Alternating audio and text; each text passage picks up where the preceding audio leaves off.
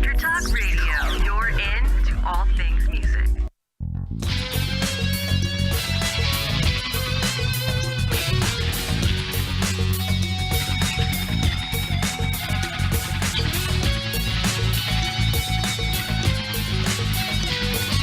Welcome to Sharpen the Axe. Explore the bleeding edge of guitar and bass gear. Discover a sound uniquely your own and cut through the noise. With your hosts, Eric Lucero and Paul Berezetsky.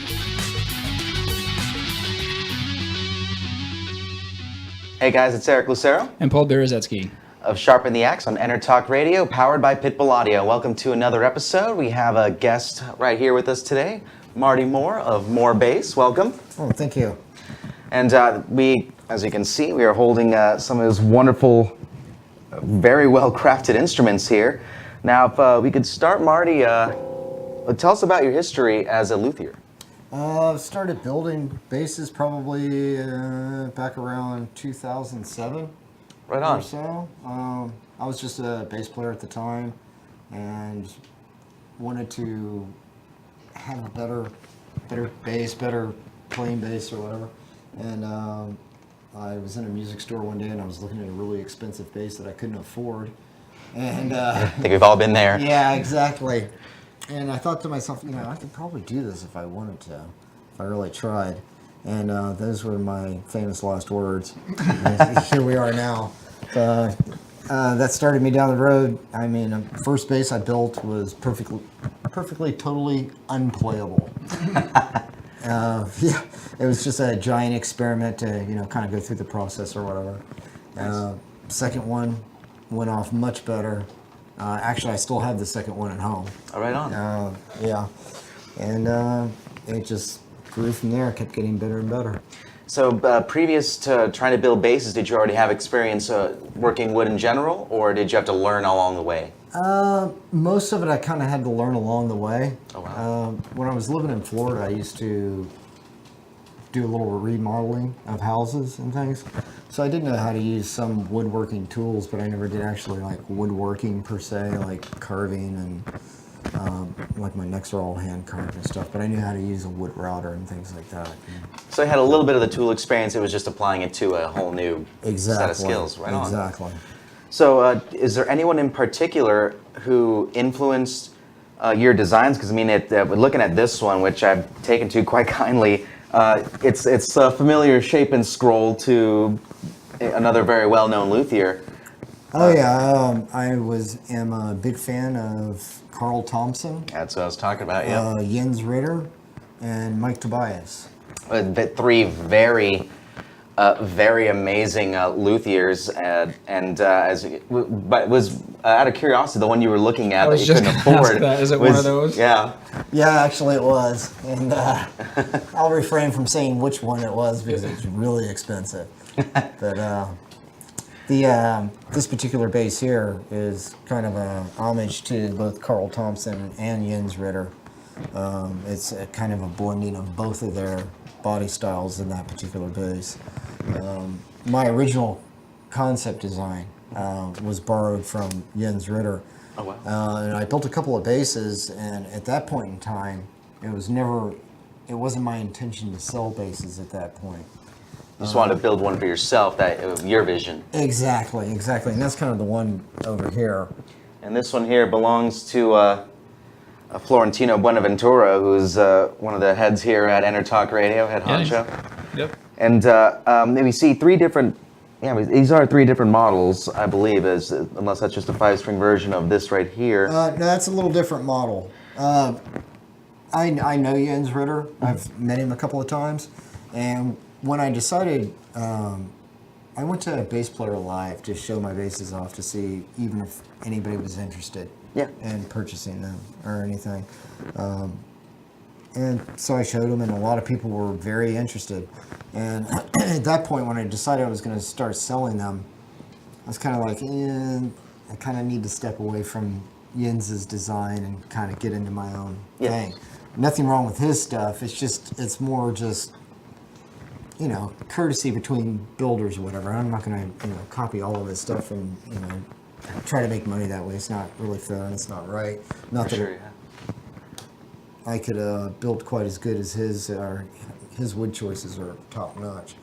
But anyway, I came out of Bass Player Live. Everybody was saying, when are you going to build 5-string? When are you going to build 5-string? Love your basses. When are you going to build 5-string? Yeah, So I was yeah. like, okay, great. So Now that's I got it. that gave me the opportunity to play around with the body design some, and came up with a 5-string bass as well. So do you offer a particular body styles, or are you open to someone who wants to get something custom done to a fresh idea? Right now, I'm pretty much staying to my own designs. I'm not unwilling to listen to somebody else's designs or hear about their ideas. Right now, I'm trying to get my own lines established. Right and on. out there is what I'm trying to do. Like right now, actually, I'm probably gonna, now that I've got these guys done and pretty much done. This one, by the way, I don't make anymore. Oh, so this one is gone now. That's Yeah, one that off. one's gone. That one's got Tino's cooties on it. This is definitely not for sale at this point. Yeah. Yeah. The two models I'm currently making are the one you got in your hands and the one that Paul has here. Both are available as 4-string models also. Nice.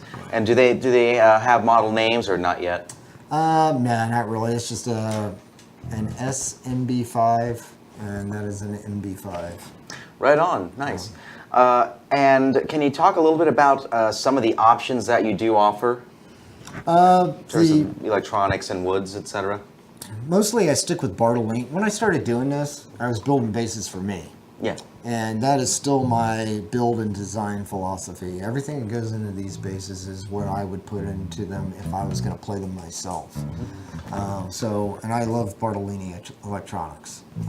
Ever since the very first time I heard them, I haven't gone back since. So I pretty much stick with theirs and their preamps. Hipshot hardware, industry standard. Yep. I love it. Those great tuners. Yeah. Love these. The ultralights are really nice because they take some weight off of the headstock, help with the balancing of the instrument. One of the things I've tried to do is to make the bass a little more user-friendly in the fact that it doesn't weigh 1,000 pounds. Yeah. Yeah, that was one of the first things I noticed when you brought these in. First time I picked up Tino's, they're just shockingly light. Yeah, it's the body is only typically most musical instruments will run about 1.75 inches thick. Yeah. Or so mine are 1.5 inches, maybe a little less. And it's, I mean, you can see probably not so well via distance here, but they are just lightweight and very playable and comfortable. You've definitely taken great care on the contours here, almost no sharp ends, very comfortable to play. Yeah, no, everything's very soft, very rounded on them. I like the feel of it. And could you explain what the woods on here are? Because you have this beautiful exotic top here. Yes, this is a piece of what they call ambrosia maple. And what an ambrosia maple is there is a beetle called an ambrosia beetle. It gets into the tree and basically kills the tree off, but it leaves these little black holes, well, not even, they weren't really actually holes, but it leaves these black spots where they tunneled into the wood underneath of it. And this is also spalted. And for anybody who doesn't know, what spalting is, basically is, once a piece of wood is, a tree's fallen over and died, laying in the woods, and it starts to get wet, it decomposes, it begins to rot. Spalting is a part of the rotting process. Now you have various phases, various phases of that. In the beginning, you start getting some of the black lines in it, but the wood's still good and solid. You know, just as solid as any brand new piece of wood you would buy from Home Depot, let's say. The longer it goes, though, the wood starts to rot and it gets much more softer. This particular piece was in really bad shape. It was in late stages of spalt. So what I ended up having to do with this one, I sent it to a company out in Missouri. I think it was in Missouri. And what they did was they impregnated it under pressure with an acrylic resin to make it hard again. And as you can see, it turned out beautiful. Yeah. And it's hard as a rock. It Also, what is on the back here, real quick? This is actually regular spalted maple. Now, this is a piece that was not as far bad as gone. shape. Yeah, no, much more solid. Yeah, it's definitely beautiful looking. And I see you have a between that bass and this one, you have a different way you bolt on the neck. You have this kind of like Yeah, it's a crisscross curve. seven bolt. Well, 7 on that and 5 on this here. one. Yeah. Is that just like an evolution kind of thing, or is? Well, I've, going through some other luthiers and listening to them and what they had to say. You got tired of being made fun of for putting on 7 bolts? Yeah. everybody was like, Where do you think it's going, Marty? It's going into battle. But one of the things that I found about this. Hey, when you're up shit's creek without a paddle, Yeah, this is There you go. Yeah. That'll do it right there. I'll get you home. But it's a good solid bolt-on joint. It's nice and tight. Absolutely. It conveys vibration from the neck to the body very well. There's no dead spots on the neck whatsoever. So have you gone to the 5 bolt now, or are you still doing 7s, or? Still doing 7. It depends on the design. This particular design, because of the heel, I had to alter things just a little bit in order to get it to go together properly. And all makes for one very solid bass.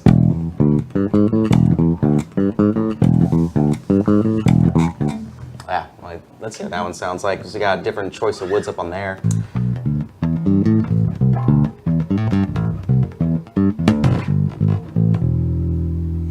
Yeah, this one is a California wood. This is Buckeye Burl. Oh, nice. This is what's on that. And then the rest of it is just flame maple. Nice. That is a very, very figured top. It's very beautiful. And what's on the fretboard of that one? This is Palifero, or what they call Bolivian rosewood. It's not actually a rosewood, though. It is a different species. And that's actually seems to be the choice that a lot of companies are going to be going to now that there's all those CITES problems with rosewood. Even Fender's rolled out models recently with Palifero fretboards to test it out, I guess. Yeah, it's almost exactly like rosewood, and I'd give anybody $10 if they could walk in the room and tell me which one was Palifero and which one was rosewood. They look that much. They're that much alike. And it sounds great. It's an outstanding hardwood. Every bass that I have has the Palifero on it, and it holds up beautifully. It holds the frets really well. So, and it sounds great. It has all the characteristics of rosewood. Nice. If any bass players are watching this, you must forgive me. Yeah, we got to apologize ahead of time on that end. Guitar player, I haven't really messed around with a bass in a very long time, and even when I did, I was no good at it. But And I can play bass just enough to fill in when someone asks me to. That's about it. But and still, always 5 fun to strings play. really scare me. Yeah, it's on top of it. Yeah, I barely know what to do with 4 strings, let alone 5. But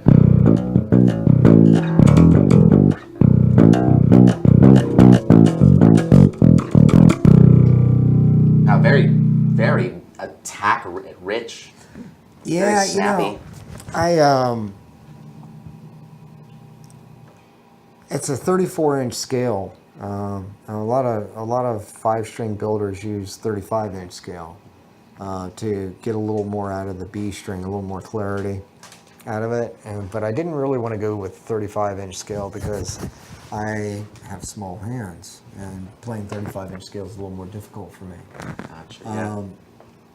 And the strings that I'm using on here, I mean, anybody can use whatever string that they want. They don't have to use anything in particular that I'm using, but I have Diodarios on here, which are, I forget what model they are now, but they're heavy on the bottom and light on the top. Oh, nice. I kind of like gauge strings myself, but the extra heavy B string that's on there does give it extra tension and a lot of articulation.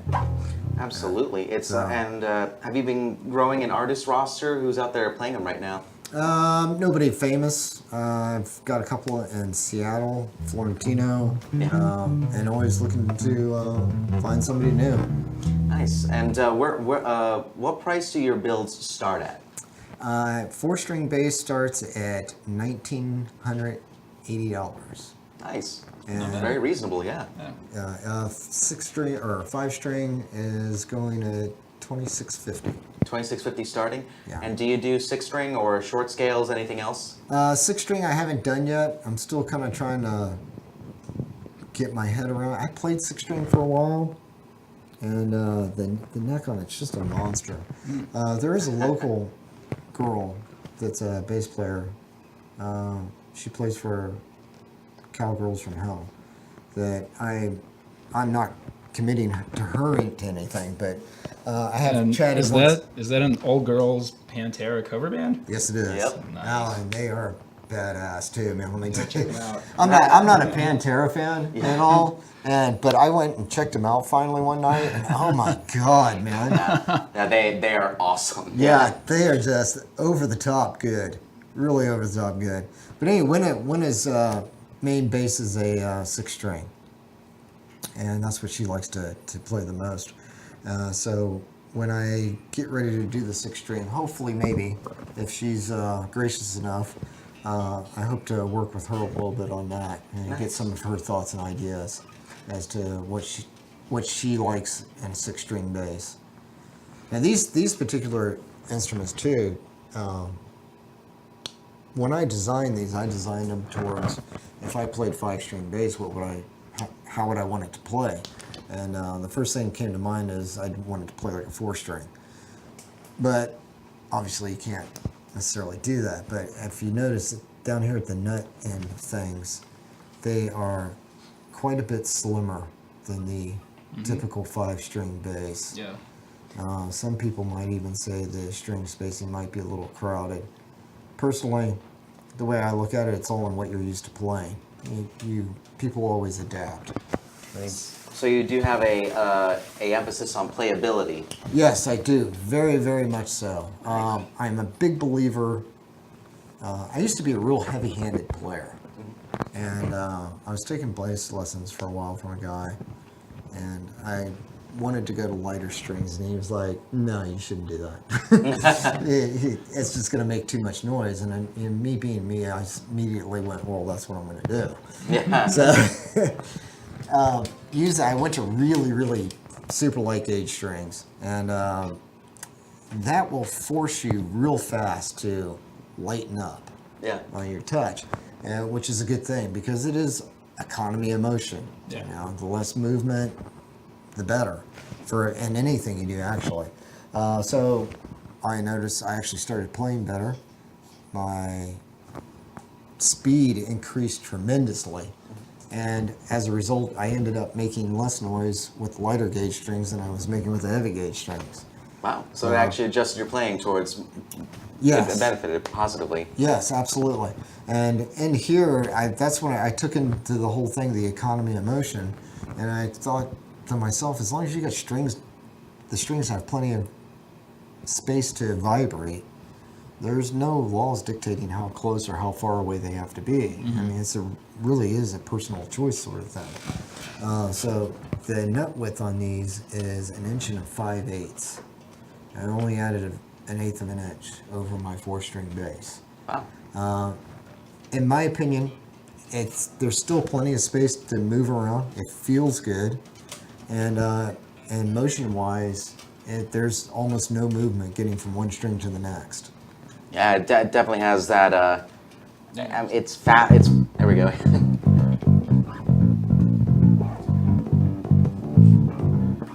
So yeah, it's great, and there's I can always play with the string spacing around there too. If somebody didn't exactly like the way it felt, like they want a little more distance between the B string and the E string or something like that, it's always an adjustment that can be made. And these kind of almost force you to do a little bit of a lighter touch on them. Yes, I do. I had a guy over at my house that was trying out one of my basses one time, and he said he really didn't like my basses because it brought out all the inadequacies in his playing. So if you want to be forced to be a better player, pick up a more bass. Yeah, well,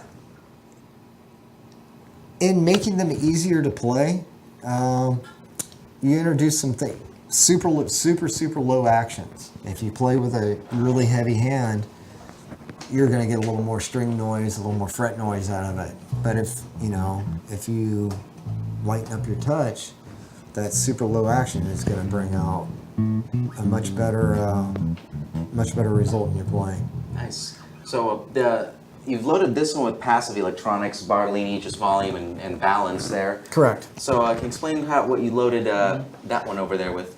This one over here has Bartolini jazz pickups, noiseless, and it has a Bartolini preamp in it. You got a volume, balance, treble, bass, and mid. And then the selector switches between 8.5 and 250 hertz. That's what the mid boost cut is affecting, is so whatever you have that selected. A mid shift switch right there, nice. Yeah. So how about we go between them and see what the differences in that preamp keep there. This kind of in the middle here, the balance? Yeah, keep the balance in the middle. So everything's in the middle.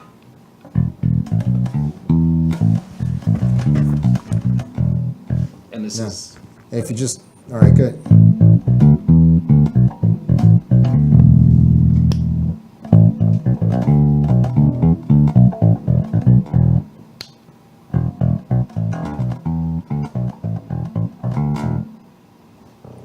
Go back up to 800. So yeah, that gives you your kind of your frequency range there, and you can boost and cut anywhere in between. So hopefully one of these. I like Bartolini a lot. Bartolini's been great to me. Those guys have been absolutely the best. I had planned to go when the last Winter NAMM show came through. I had wanted to go up there and talk to them about doing a custom preamp for me. Oh, wow. But I ended up getting sick. I had the flu real bad, and I had to cancel. What are you looking for in a custom preamp? What I'm looking for is, not so much, I don't really want to change their preamp so much at all, because I really like the sound of it.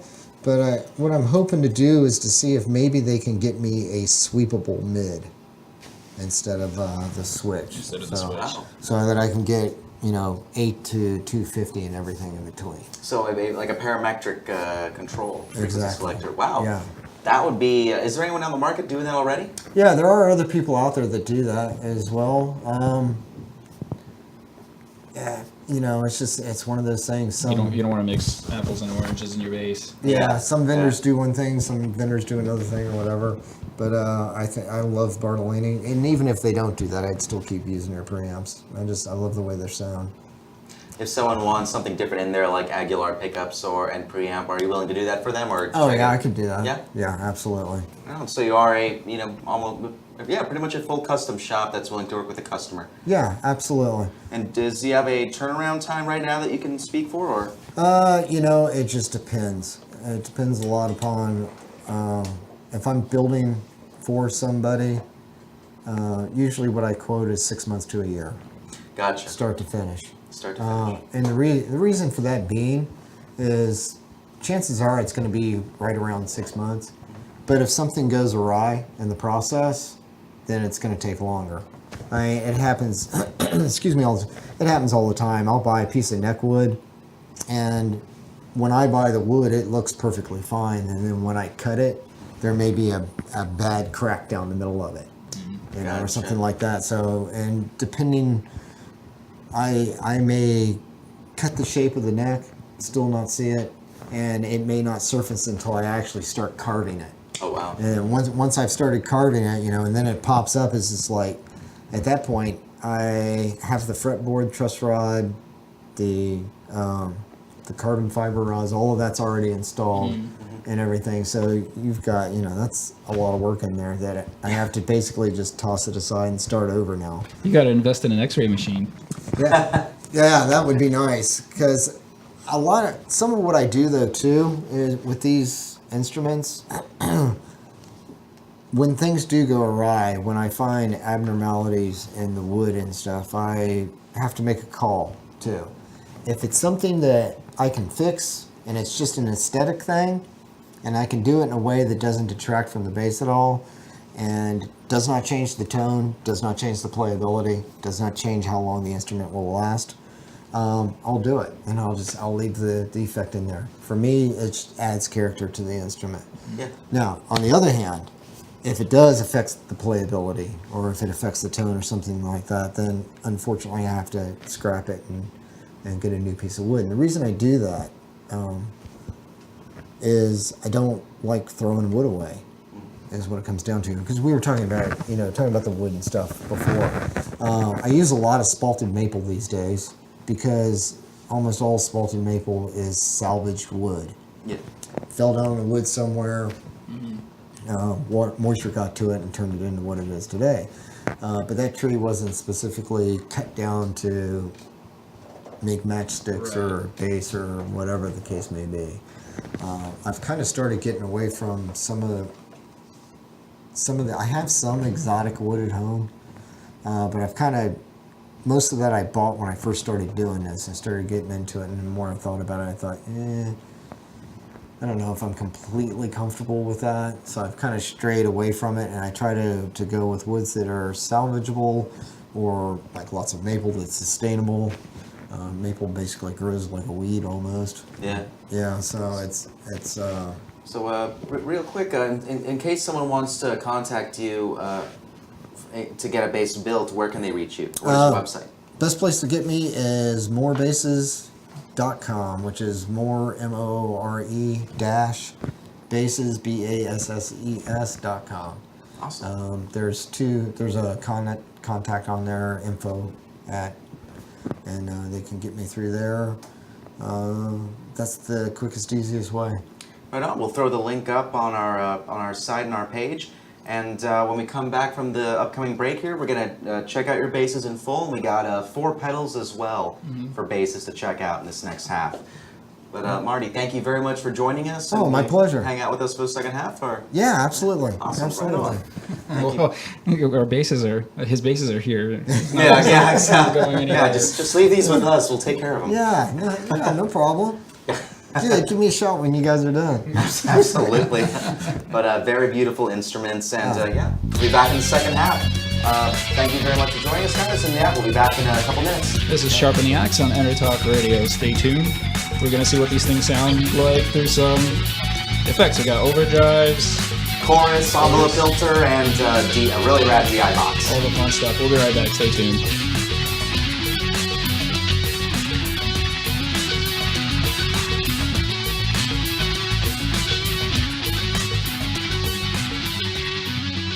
Are you serious about your music? Are you ready to run with the big dogs? The experts at Pitbull Audio have the gear to get you into the game. From leading manufacturers like Mesa Boogie, Fender, Pioneer, and American Audio. To sound your best, you need the best. Pitbull Audio can deliver in rehearsal, on stage, and into the big time. Dropping beats, shredding guitar, or making the crowd roar. Whatever you dream, Pitbull Audio can help make it happen. We are Pitbull Audio. We want you to play it loud. PitbullAudio.com. This is Jackie Bertoni from Jackie's Groove. Come join me weekly on my journey through the music business as I take you behind the velvet rope, interviewing industry notables such as Al Di Meola, Michael McDonald, and Al Jarreau, to name but a few.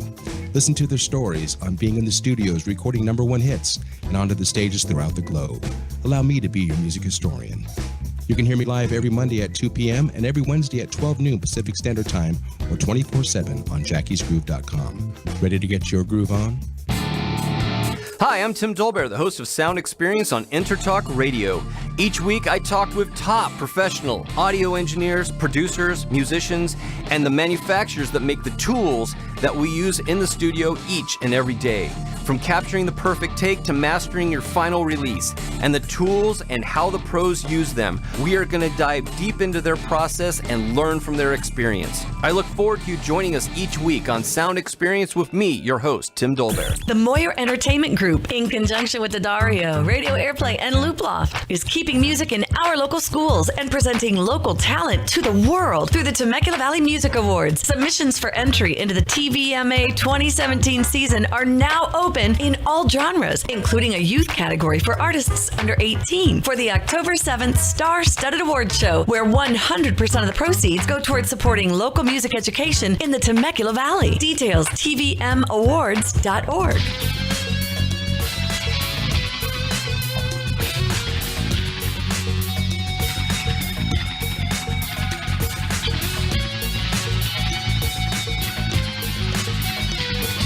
Welcome to Sharpen the Axe. Explore the bleeding edge of guitar and bass gear.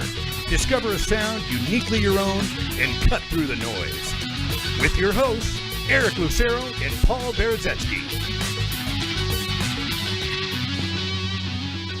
All right, welcome back, guys, to the second half. And before we get into it, I want to remind you guys that at Pitbull Audio this Saturday, the 5th, from 3 to 5 p.m., we have a clinic with Ableton, so bring your laptops and learn some tips and tricks from the masters.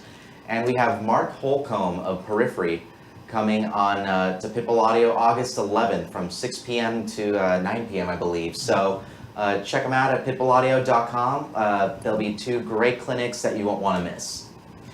Now on to what we got for the second half, along with Marty's amazing basses here. We got some pedals from Darkglass Electronics, 3-Leaf Audio, Electro-Harmonix, and Pike Amplification that we're going to test these through. So the first one that we have is the Duality Fuzz from Darkglass Electronics, which has 2 fuzz circuits in there. The 3-Leaf Audio is the Proton, their envelope filter, the bass clone from Electro-Harmonix, and the Vulcan XL bass preamp and DI from Pike Amplification. Any guys familiar with any of these companies? Oh yeah. Oh yeah? Yeah. I stalk Darkglass all the time on the internet. For good reason. Yeah. They make great products, and I mean, well, we all know Electro-Harmonix. They've been around for close to 40 years now. At least. I think when I first started playing guitar, my first distortion pedal was an Electro-Harmonix. Oh really? Yeah. Mike Sweet or Matthew Sweet? Mike? Yeah. Yeah, Mike Matthews, or wow, screwing up his name, but he's still going strong, still shows up to NAMM every year and smokes a cigar or just holds it in the corner of the booth. But well, let's get into it. The first one we are going to dive into is the Duality Dual Fuzz engine from Darkglass Electronics. This actually has 2 fuzzes on there. It's a gated sawtooth to the right of the Duality knob there, and you can blend it or go straight to the modern high gain side on that side. We also have a filter control for your treble presence, a blend for for adding clean signal in, which stays at unity, and your level control. So turn this on. Why don't you give it a shot there?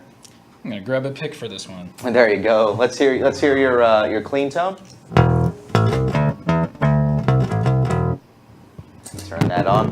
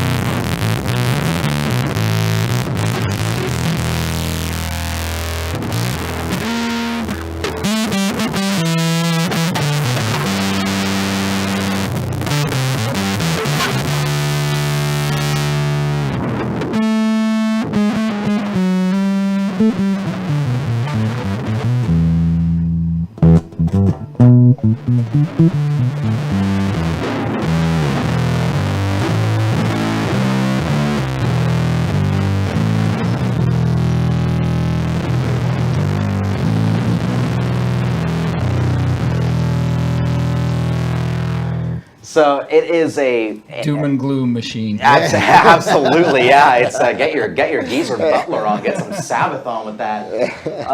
Darkglass Electronics is very much known for their flexibility and the insane variety of tones available in there. And it's two very distinct fuzzes in that box that I like it. Find somewhere in the middle where they're still fighting. It's not just on one side there. But what's your guys' impression of that one so far? That one could keep me busy for a couple of nights. Yeah? Yeah, absolutely. Wrestling with that. And thoughts on it, Paul? Pretty cool. Yeah, it could get out there. I generally not a huge bass fuzz guy, like a little bit cleaner. So, but I kind of like that we're sort of like on the edge where it's starting to break up, but you can still hear some of the clean tone coming through. I dig that. And it's, it's been used for decades and by bassists in rock music, but there's so many great players out there now who are all about the low end growl and fuzz, like Sarah Quintero in Spotlights or Brian Cook in Russian Circles, who are just both awesome bass players. But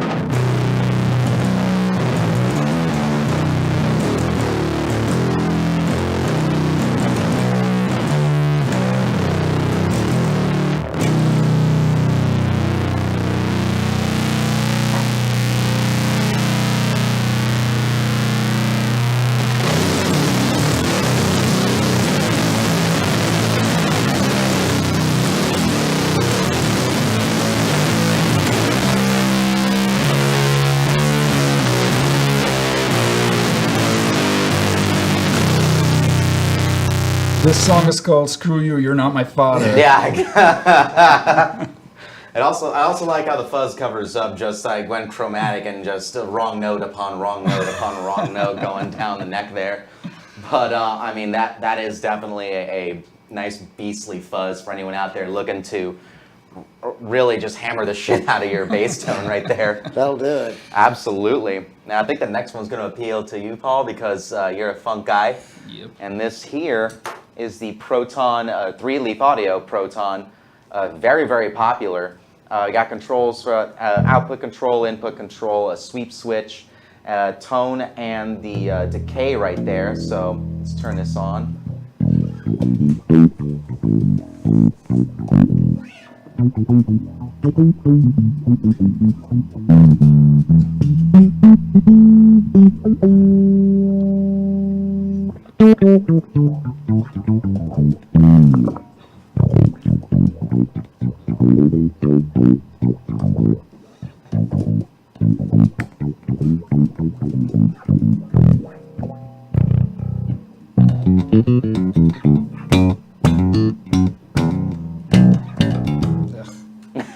Deplorable. Yeah, again, we're aside from Marty here, there's no true tube bassists in front of these cameras right now. You want to give this a shot, Marty?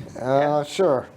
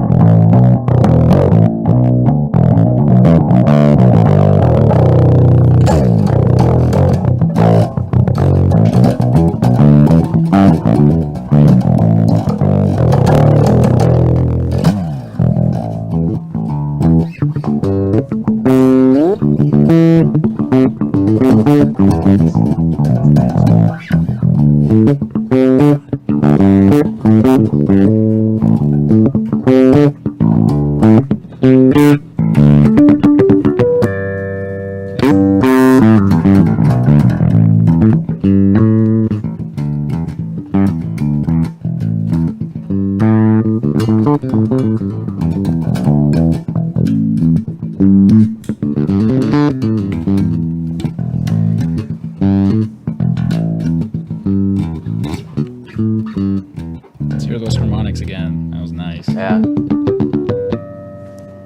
Damn. Very, very, very good.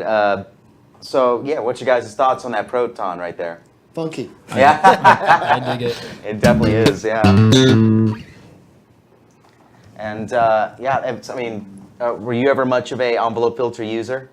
Off and on. Yeah. Yeah, Often yeah, not, just definitely. depending on the situation, Yeah. what you needed to do. Definitely for effect, for the most part. Kind of get that kind of sort of almost auto-wah thing going on. Yeah. But there's that's one of the most common envelope filters I see out. It's just a constant one now. With a couple other close competitors, but 3-Leaf really hit the nail on the head. They designed. Guitarists can use them, of course, as well, but they are definitely meant for the funk style bass players. A lot of low end, no loss in there. Yeah, absolutely. You can hear it on the B string. Absolutely, yeah. Nice and resonant low still without any loss at all. Let's jump ahead to the next one. Actually, wait, I want to hear what that sounds like with some fuzz on it.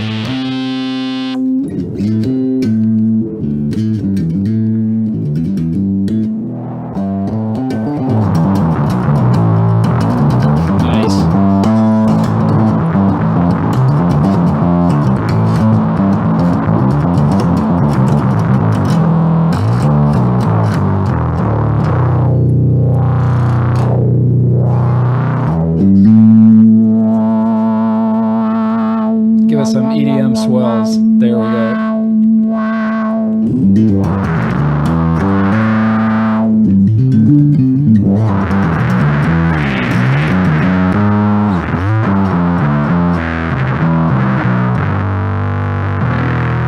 That thing definitely needs an expression pedal with it. Yeah. Probably the first modification I would love to see on that. Yeah. Or just get your girlfriend to just the one roadie you do have that Step helps the one. drummer load in, load out, just have him get that. Step 1, get girlfriend. Yeah. There you go.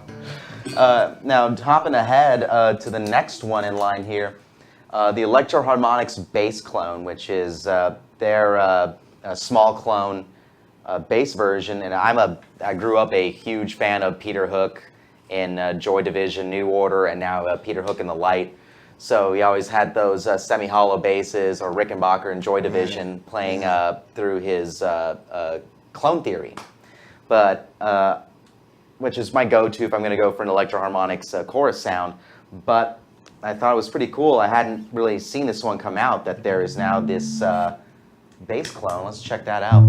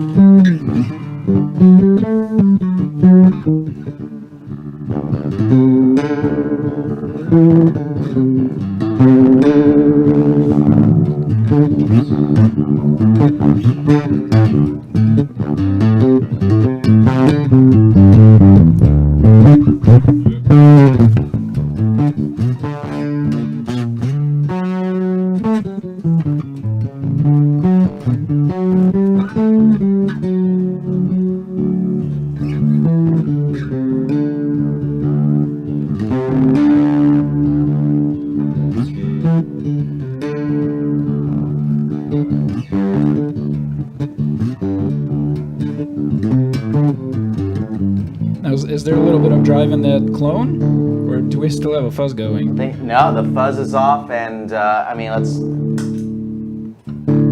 Oh, it just sounds like it's just a signal, yeah.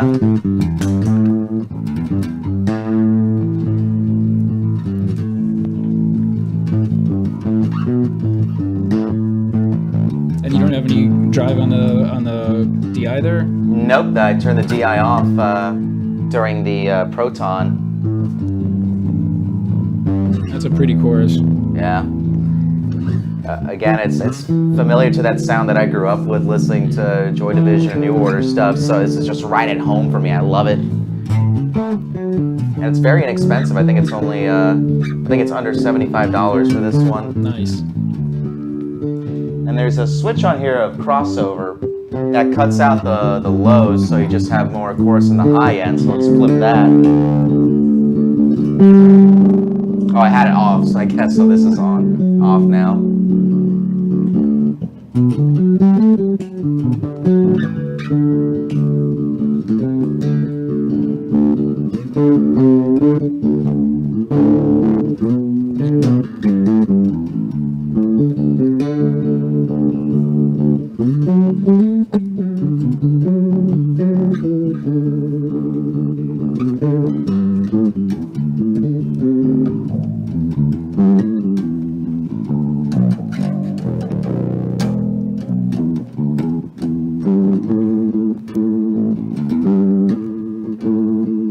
On this vibrato sort of setting, it's actually not overwhelming it like some will do. It's actually still nice. Yeah. Very musical.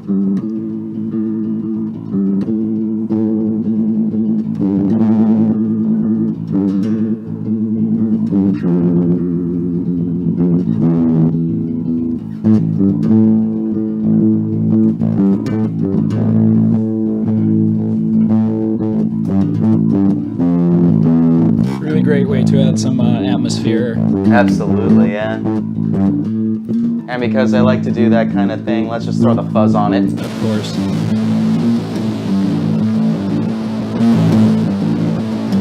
That's a cool combo.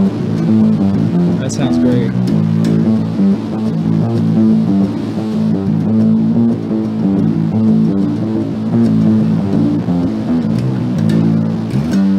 So the chorus is kind of separating the fuzz and the underlying kind of clean tone a little bit, so you could hear them both separately. It's actually the Duality fuzz engine because it has a clean blend on there, the blend knob. Okay. But so yeah, both are still, I believe, technically both are still hitting that chorus. Oh, nice. Very nice fade out. Pretty good. Yeah, right. So you guys' thoughts on the bass clone here? Nice. Very nice. I like it. Yeah. And it's, I mean, like I said, Pete, the clone theory and others were the solution for a long time for players trying to get some good bass or chorus in there. But now there's a lot more companies like, Electro-Harmonix and Aguilar, for example, and MXR that are all building bass-friendly chorus pedals that retain that high end. I mean.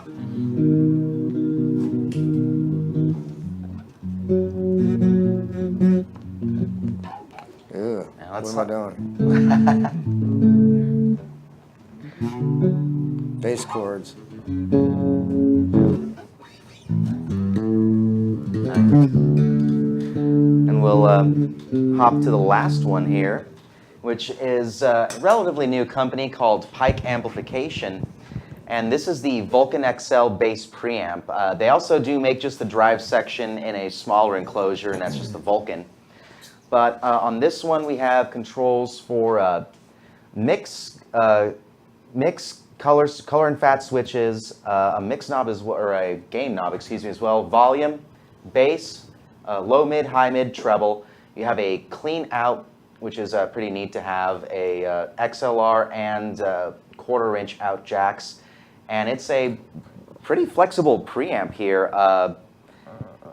It's the switches for color go between two different style of drives, and the fat is a low cut switch. So let's turn this on.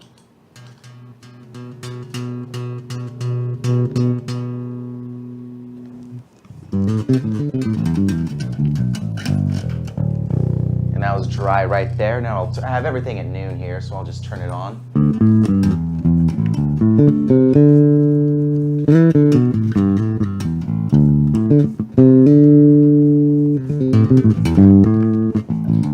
And we're just going direct from that into our system. We're not going through a bass amp or anything. So this is just the natural color of the bass and the pedal.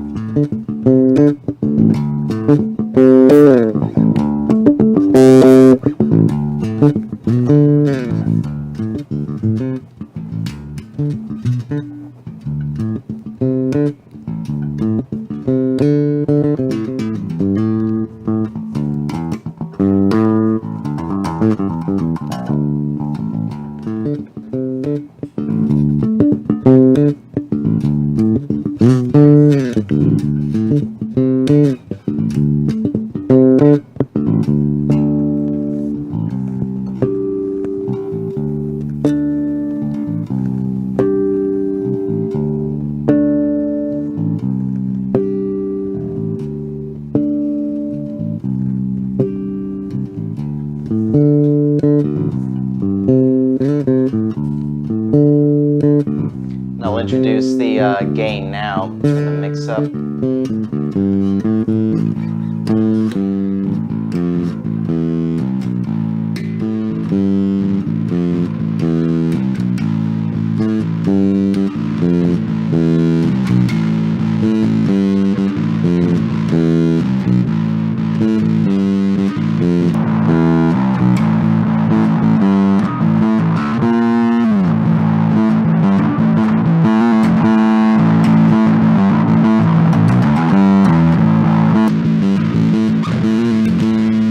Very musy. Yeah, the switch up, I believe, is the more modern sort of sound.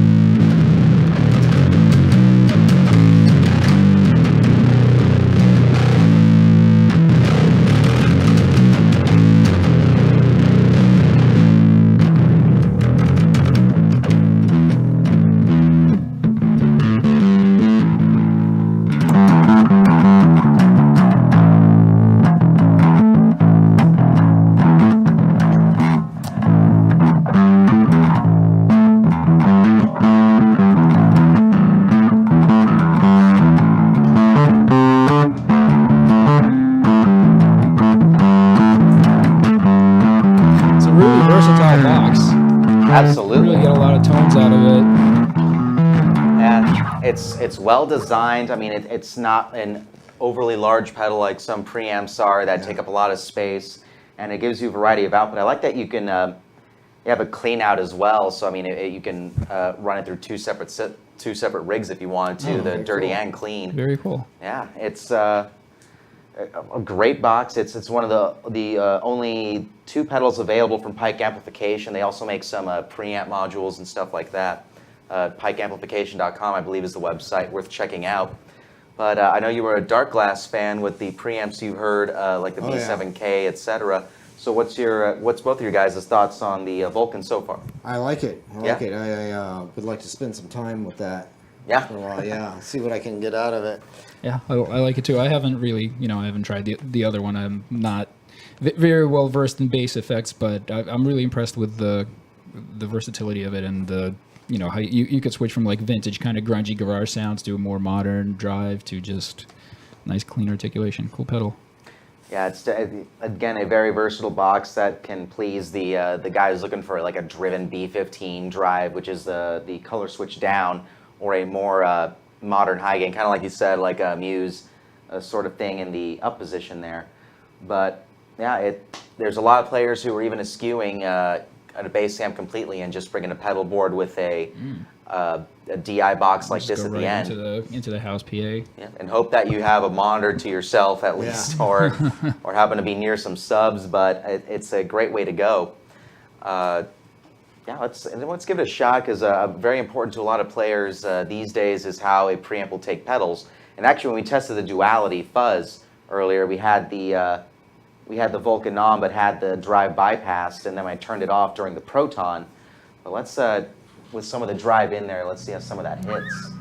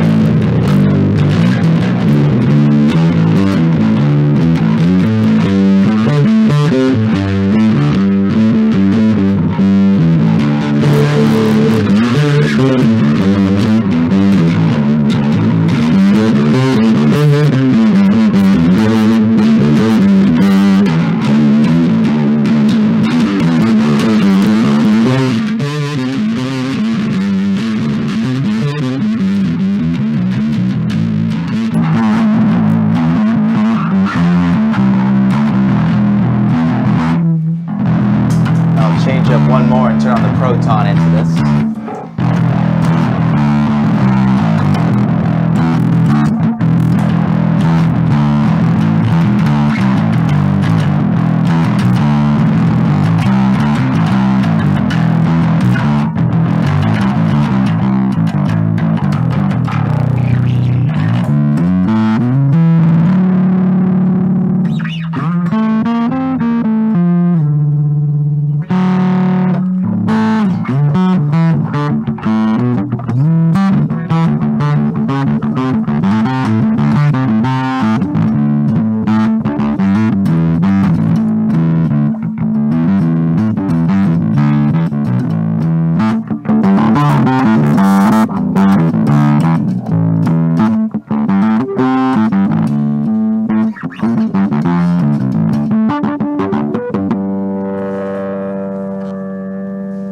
So are you much of an effects user at all, or?